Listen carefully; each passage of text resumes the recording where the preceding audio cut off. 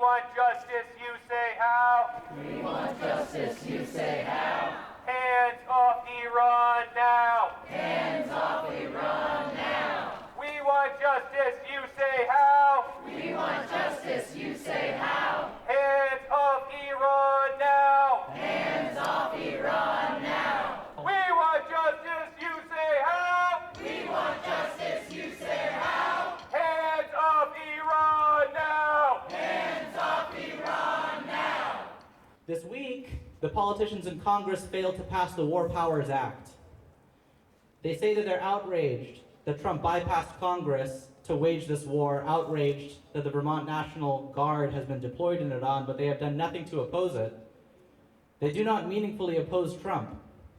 They are giving him free rein to bring the world into chaos. We are the ones who are gathered together and struggle who can actually oppose Trump and who can stop this war. So we have 5 speakers today who will speak on this lawn, who will ground us in why we cannot stay silent in the face of these mass lies and overt violence on our brothers and sisters overseas.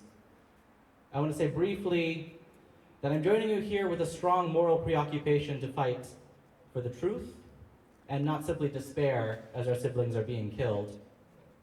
Like with the ongoing war and genocide in Palestine, we have a moral obligation not to mourn alone, but to do it collectively in the spirit of liberation. But I'm not joining you here guided by obligation. I am here in the spirit of an unkillable hope, an optimism that the ruling class, who we know is at once unified and also fractured. We know that they see a pot boiling over in opposition to ISIS's reign of terror, to the brutal starvation of Cuba, and to these endless, senseless wars for billionaires to gain oil and power and profit. I believe that we'll win on that. That's why I'm here. In 2003, the ruling class launched a war in Afghanistan where we tore the world apart and murdered families. And in the words of a dedicated anti-war socialist, Dr. King, the bombs that we dropped abroad would explode at home. And we saw that with poor kids sent home in coffins from those rich men's wars. Not those rich men's kids, right? Poor kids were sent home in coffins. We've seen Vermonters die in the cold because we've closed hospitals, we've raised rents, we've doubled the cost of healthcare. And do you know why we're doing it? We're doing it to support the $1 trillion military budget. Do we like a $1 trillion million budget? It's trying to raise it to 1.5 trillion actually. And now we're going to do it again. The U.S. and Israel have bombed Iran in an unprovoked, shameful act of war. They bombed a girls' school and killed 200 children as one of the many targets of their opening salvo. Our class that is having their food stamps cut are doing it so that they can bomb more children in the name of justice, in the name of the U.S. empire. But that is not our name. The poor people of this country must speak with one voice in opposition to this war and speak because they are listening. I promise you they're listening. I'd like to actually tell you a little bit about that. When I moved to this country, I moved to Los Angeles around the time that we were committing acts of state terror. We were jailing and torturing supposed terrorists who we later admitted were innocent. And at home, we implemented something called the Countering Violent Extremism. Does anybody know that program in public schools? I was determined to youth at risk of lone wolf terrorism because of a nationwide point system that we implemented in 2005. I actually got to see it when I graduated, which is great. When I didn't graduate. I got 3 points for moving to the US in the last 2 years. I got 3 points for owning a copy of the Quran. I got 2 points because my grades were slipping. I got 1 point because I had recently grown a goatee. The war on terror is like the war on drugs. It's a war on youth, a war on the poor, and it's a war on peace itself. But it is very educational. The cowardly violence that we have unleashed on the world is paired with a great, terrifying fear of the people of this country. They were watching me because I held something that every worker in this country holds. Every person who has the courage to speak in the anti-war movement. I held a key to my own liberation, and that terrified them. So they couldn't stop watching me, okay? They're watching and listening closely. They're watching and listening, all of you. And that is why those of us who have experienced state surveillance have learned. We're out here today on this lawn not merely to be in unity in our objection, though actually I hope we can do that really quick and be abundantly clear about it. Let's be clear that we believe that we have no right to decide how another country is governed, and that while Donald Trump has named who he wants to put in place to run their country, we do not believe the Trump administration is capable of running this country. We should be clear that we know our politicians are lying when they say Iran has nuclear weapons, just like the Bush administration lied 25 years ago. 9 months ago, Trump lied and said that he had taken down Iran's nuclear infrastructure, and now he's telling a different lie that they've got it back again. Let's be clear that the American people have better things to spend the $1 billion a day that this war would cost us than having more of our service people who we've already lost die, or come back with PTSD that our healthcare system has no intention of treating, for a war that none of us asked for. We're clear about that, right? But we're not only here to get on the same page. We're here because they're listening very carefully, listening in fear that the people of this country will resuscitate the anti-war movement. They're listening in fear that we're going to take what we did in Minneapolis and advance it, that we're going to pull off a general strike, that we're going to shut this country down, that we're going to shut the war machines down, shut down the profits for the billionaires. That's what they're afraid of, and that's why they're watching. Our actions today are nonviolent, but they contain a tangible, legitimate threat to the ruling class, that we will not go back to business as usual, and that message is projected in 50 states today for this day of action, the day before International Working Women's Day. And so too listening are the scores of people who oppose this war, but who may not themselves engage deeply with anti-imperialism.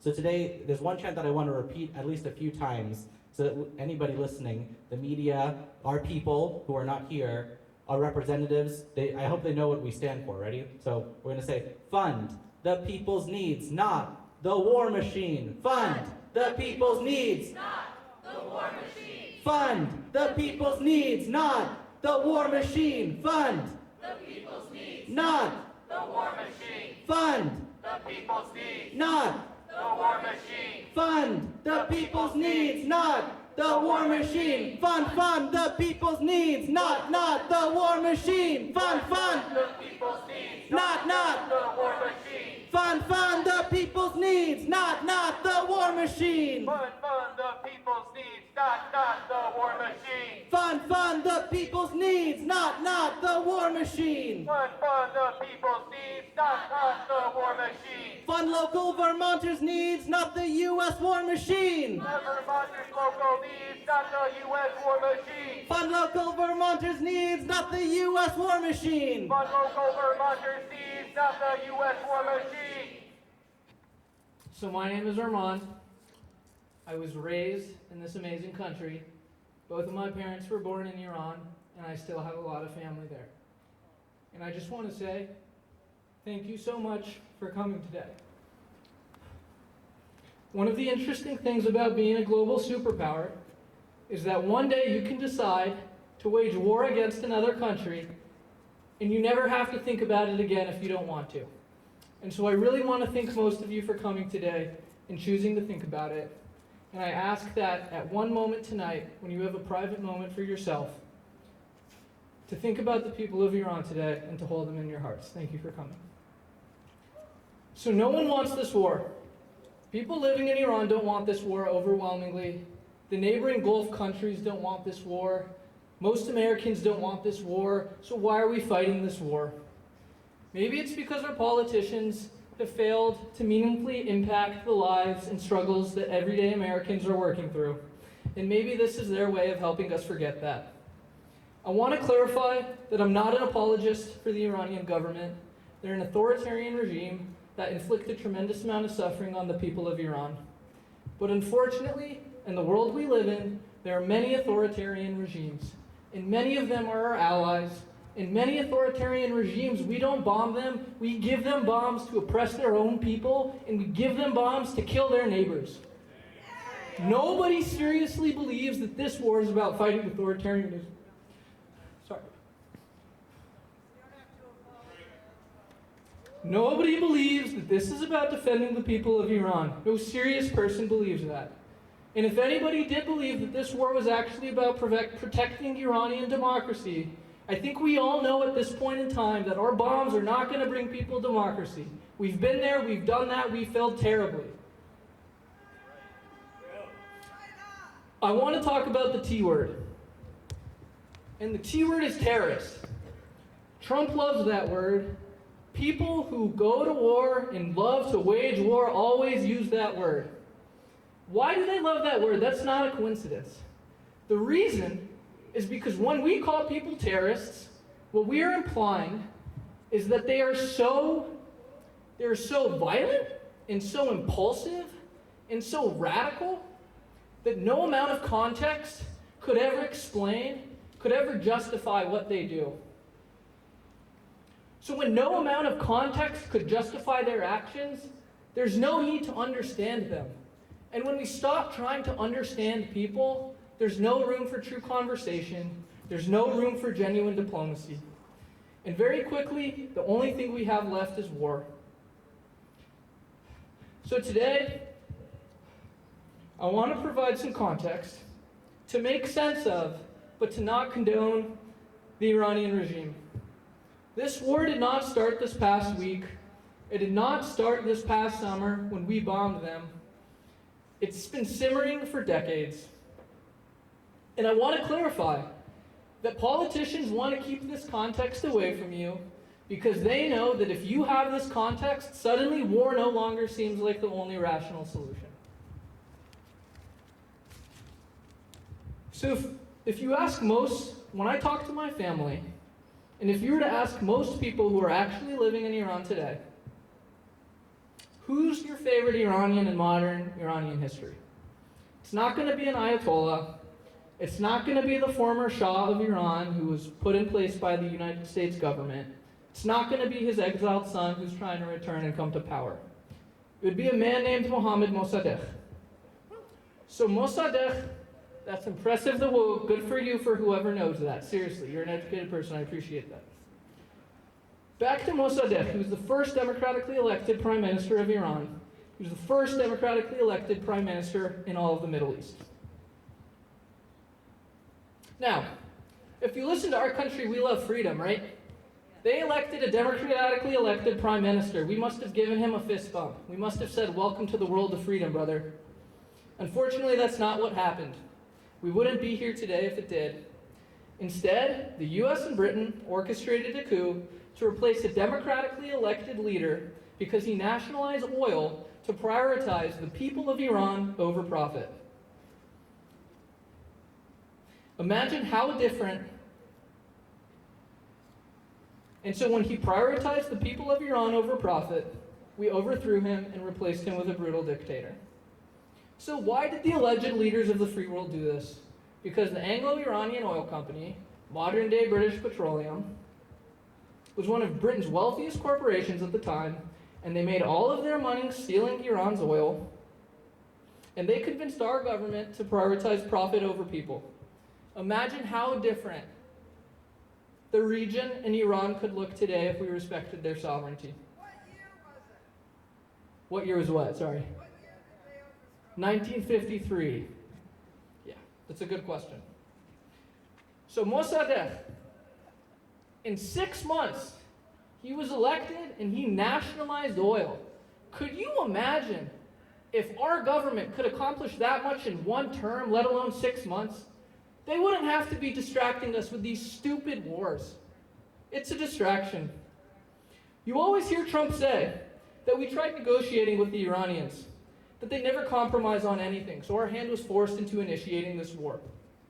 Remember, Obama tried to create a nuclear deal in 2015, and the UN, along with many countries along the world, along with the International Atomic Energy Authority, who are experts on nuclear proliferation, they all hailed it as a huge success. And Iran complied with every stipulation of this deal, and then Donald Trump left the deal, and he reimposed crippling sanctions on Iran, even though they kept their end of the deal, and these crippling sanctions mostly just serve to force everyday Iranians in a state of perpetual poverty because food and medicine is too expensive. So why did we leave the deal? It's Trump. Nobody knows. He doesn't know. He probably doesn't even remember the deal.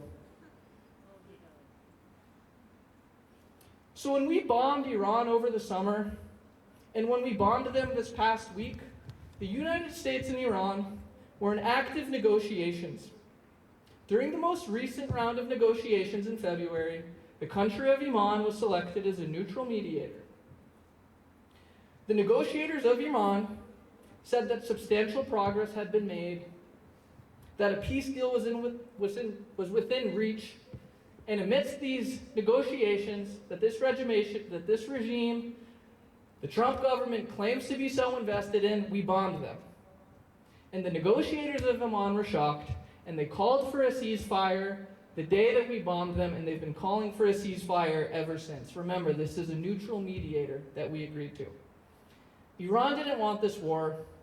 The Iranian people don't want this war. Neighboring countries don't want this war. Americans don't want this war. It's a small group of politicians, and it's Israel who wants this war. Netanyahu, not Israel. Okay. This is Netanyahu or Israel's world. And I just want to clarify that I'm concerned about global anti-Semitism. I am. And just about the worst thing you could do for global anti-Semitism is to select a right-wing, Zionist, bloodthirsty Israeli regime that bombs its neighbors indiscriminately. Netanyahu, Not Israel. and by the way, Not the people of Israel. okay, Netanyahu. They're not any more invested than we are. yeah, in Trump. At least a lot of them. okay, That's important. yeah. I appreciate your perspective. This is a complicated issue. I It is. want to respond to you, but I don't want to get in a back and forth. Okay. That's We fine. can talk after. I would love to. Okay. And by the way, there is one country in the Middle East that has nuclear weapons. And that country is Israel, and frankly, that terrifies me. Because they are so invested in bombing their neighbors. They bombed seven countries within 6 months. It scares me they have nuclear weapons, just as it scares me as if the country of Iran has nuclear weapons. And how much is this war costing? It's costing over $12,000 a second. It's costing $41 million an hour. It's costing $1 billion a day. Could you imagine if one day we woke up as a nation and said, we want to fight a war on poverty, and the way that we fight a war on countries that we don't understand, that no sane person actually wants?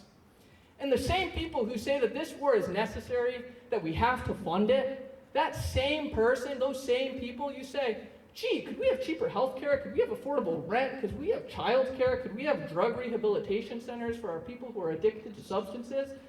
You tell those people that, they say, are you crazy? Are you a radical? We're a poor country. We can't afford that.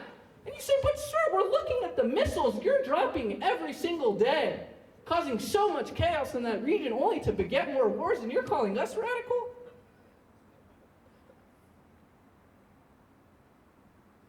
I just don't understand how stupid our elected officials think that we are. This war isn't just a sick joke on Iranians. It's a slap in the face to everyone here, to every person in this country. In times like these, we fall into ridiculous binaries where if you love your country, you have to support its foreign interventions. Well, guess what? I love this country with all of my heart, and I want our dollars to not go to fighting a war against Iran. I want our dollars to go to fighting a war to improve the lives of everyday Americans, because we can afford it. Thank you. Talk about worker power right here. Who's got the power? We got the power! What kind of power? People power! Hello, everybody. You cannot understand this war if you don't understand imperialism. You just can't. You absolutely can't. Let's look at the wealthiest man in the world, Elon Musk.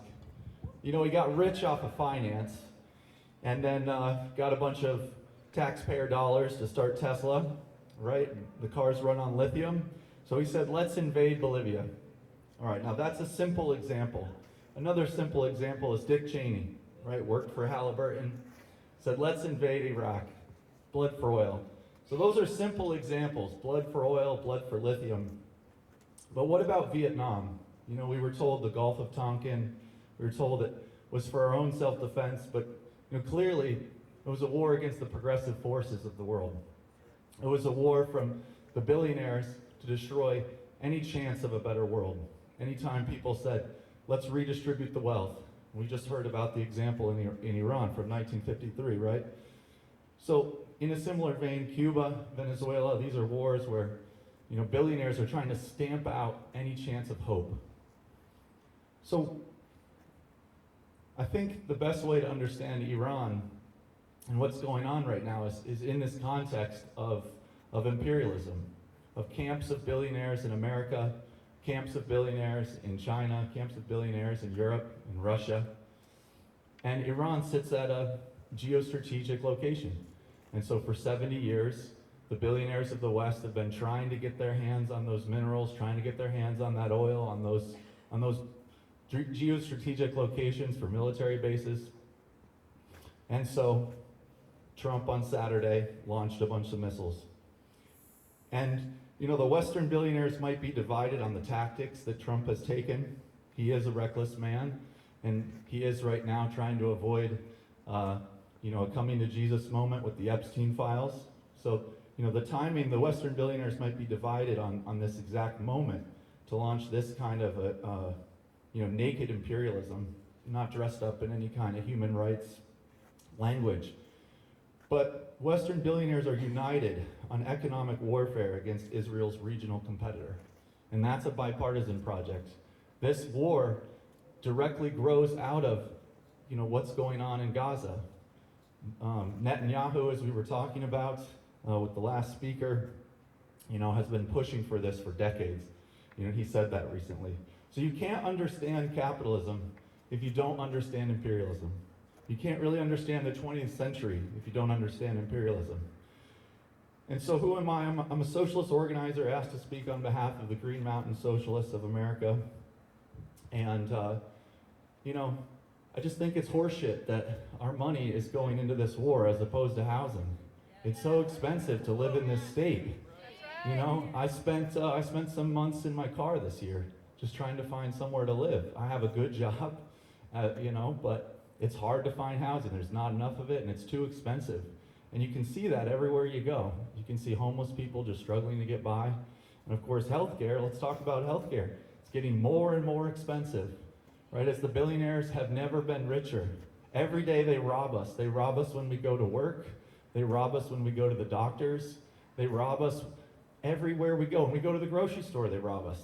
There's not a single place we can go where they don't rob us. And then they take our money and they kill innocent people so they can conquer more and more of the world. And it's wrong, and all of you know it, and that's why you're here. And I'm stoked to be here with you, because people like us are who change the world.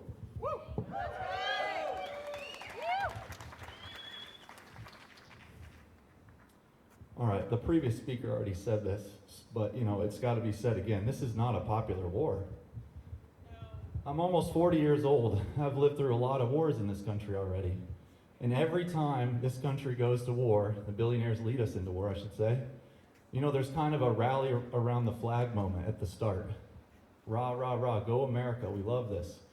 And then the truth kind of comes out. We're not actually in danger. This war has nothing to do with improving our lives.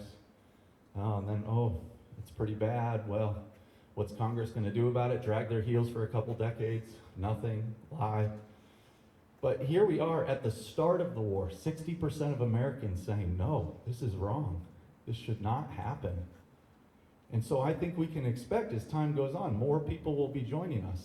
A significant amount of the people who stood with Donald Trump and voted for him twice were people that didn't want war, right? Trump campaigned as the anti-war president. Now we know that that's a lie, but a lot of people didn't. And now they're seeing that it's a lie. And so I think we also need to act, like the previous speaker said, we need to act on that truth that people are with us. People don't want this war, so we should be talking to our neighbors, talking to our coworkers, trying to pass resolutions in our unions, trying to move this forward, that this war doesn't have to happen. I've seen a bunch of signs here today about Trump being a dictator, and I think that's right. He's talked about having no more elections, which scares me. When South Korea's president, just about a year and a half ago, did the same thing, said, I don't want any more elections. They're tedious, they get in the way of me being president for the rest of my life. Their labor movement got together and said, this is an existential threat to our society, to our country, to our labor movement, to our freedom of speech, our freedom of assembly. And so they declared a unlimited general strike. I'd like to hear a clap for that. And they did it. They went on general strike, and they got rid of the bastard. And now he's in jail. And I'm just saying that I don't think we're that different than people in South Korea. You know, we go to work just like they do. The billionaires need us. They need us to work every single day. They need us to keep our heads down, to shut up, to vote for a Democratic Party that does nothing for us but lie and entrap us. You know, they need us to just be quiet. I think if we can't win at the ballot box, let's try winning it the way South Korea did. For Wall Street and for the billionaires, war is a fountain of endless profit. It's the place they go to make their new markets. But for the people, what is war? We know what is war. War is a housing crisis. War is healthcare doubling. Everything that Theo said, right? That's what war is to us. And so when we say no war, we're saying no to that. We're saying no killing more children, and we're saying no killing more children here. No starving more children here. And no putting more children in gulag. That too. Our next speaker, I know from Vermont Worker Center, she's the Nonviolent Medicaid Army. Her name is Carly Abrams. She lives in Montpelier. She's gonna do a great job. Come over here, Carly. Hello. Yeah, my name is Carly. I'm from Montpelier. I have lived here for most of my life and was born here. And if there's one thing that Vermont claims to stand for, it is community. And that is what we need to fight this war. The war on the poor. The war on the poor in Israel, the war on the poor in Gaza, the war on the poor in Iran, and the war on the poor right here in Montpelier, where we have lots of people sleeping on the streets. I deliver stuff to Another Way every week that I take from people's houses who have too much stuff and don't know what to do with it, and I bring it to Another Way where people are sleeping on the streets and have no warmth, have nowhere to go each day. And some of them are still working through that. They're still going to their jobs with no place to sleep at night. So I think we need to do more here. We need to not just come to protests, but we need to be organizing, because the war is coming to us. These ICE raids are just the beginning. They're building prisons to contain us. They will not stop at the homeless. They will not stop at the immigrants. They will not stop with whatever the person that they're villainizing right now. It will just keep going. So we need to be prepared. I heard some on a podcast, they said, until your community is ready to do a prison break, you're not ready. And this community is not ready. We need to build our infrastructure. We need to build our communities. We need to build our food systems. We need to take back our utilities. We need to be in charge of our power. We need to be in charge of our water. We don't need the billionaires. What we need is each other.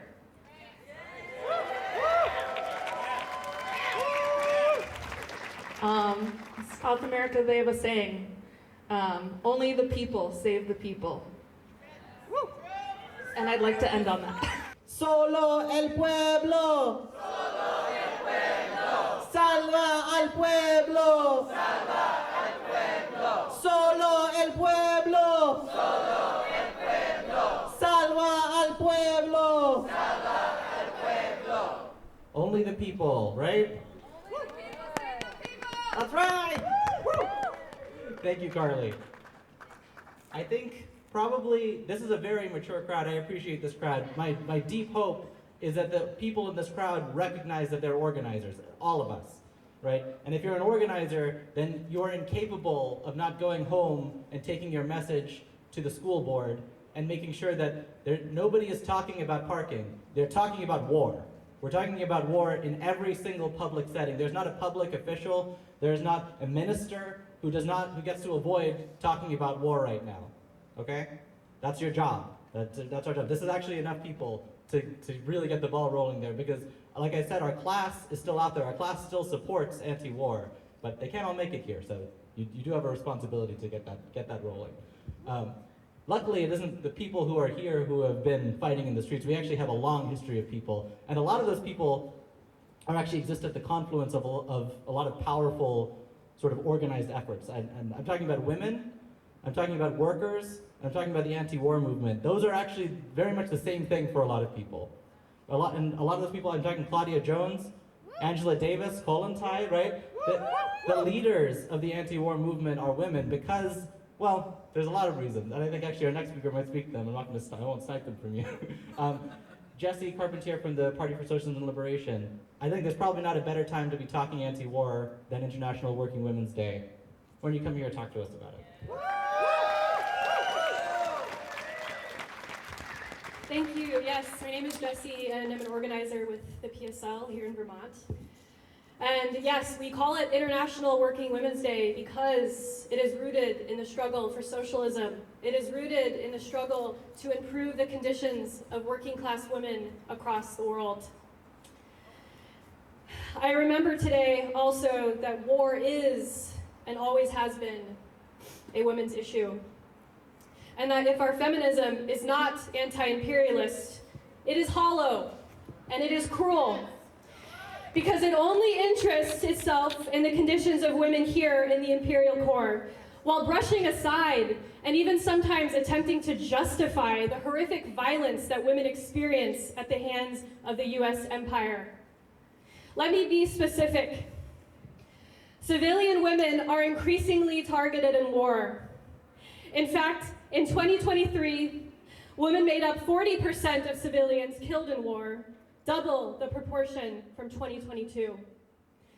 Tens of thousands of Palestinian women have been killed by the U.S. and Israel.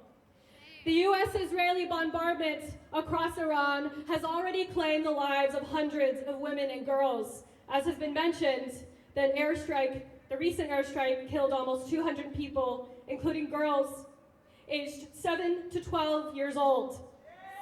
7 to 12 years old! Shame! Sexual violence skyrockets during war, and in fact, it is used as a weapon of war. Women and girls are the victims of 92% of all conflict-related sexual violence. Shame! War also displaces women and children at a massive scale, and that displacement increases the risk of trafficking, gender-based violence, and death. In 2024, 120 million people were displaced globally. Over 60 million were women and children.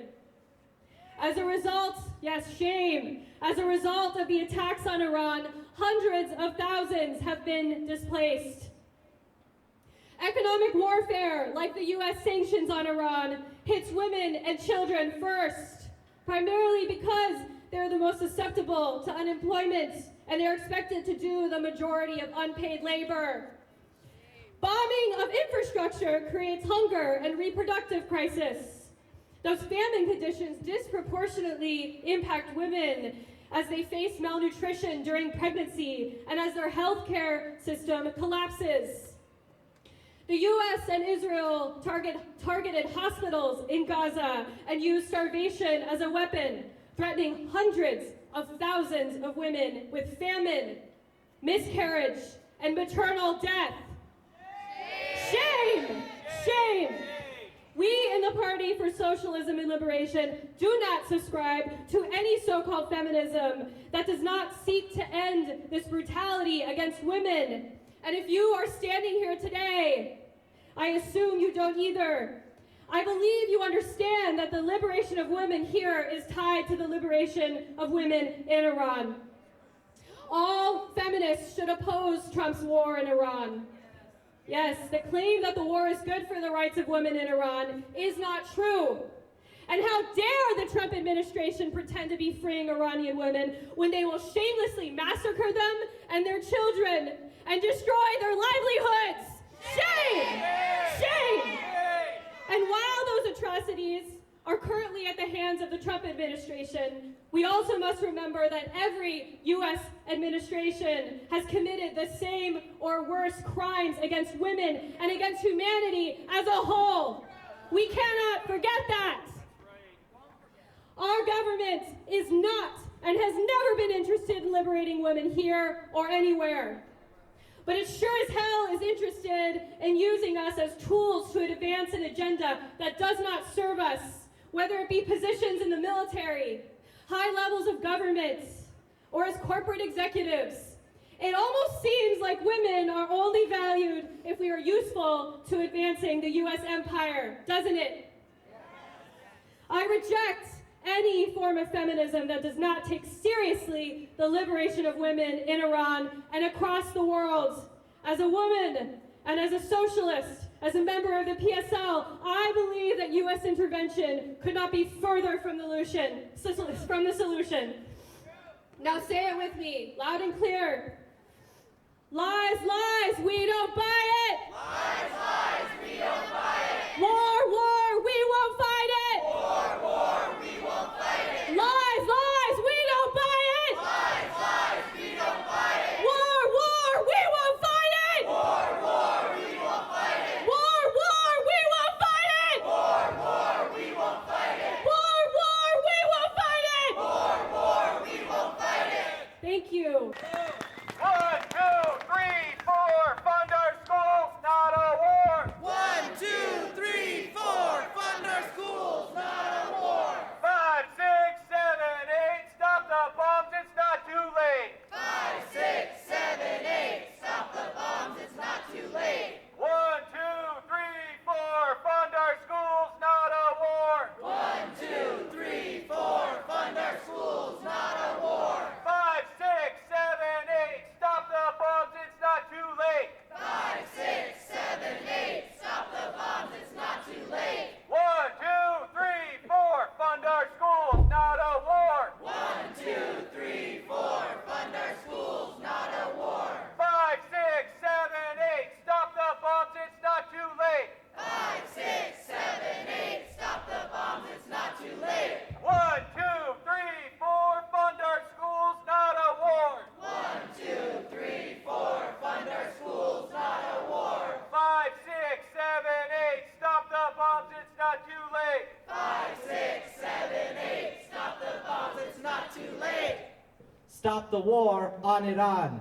Stop the war on Iran. Stop the war on Iran. Stop the war on Iran. Stop the war on Iran. Stop the war on Iran. Stop the war on Iran. Stop the war on Iran. Money for jobs and education. Money for jobs and education. Not for war and occupation. Not for war and occupation. Money for jobs and education. Money for jobs and education. Not for war and occupation. Not for war and occupation. Money for jobs and education. Money for jobs and education. Not for war and occupation. Not for war and occupation. Money for jobs and education. Money for jobs and education. Not for war and occupation. Not for war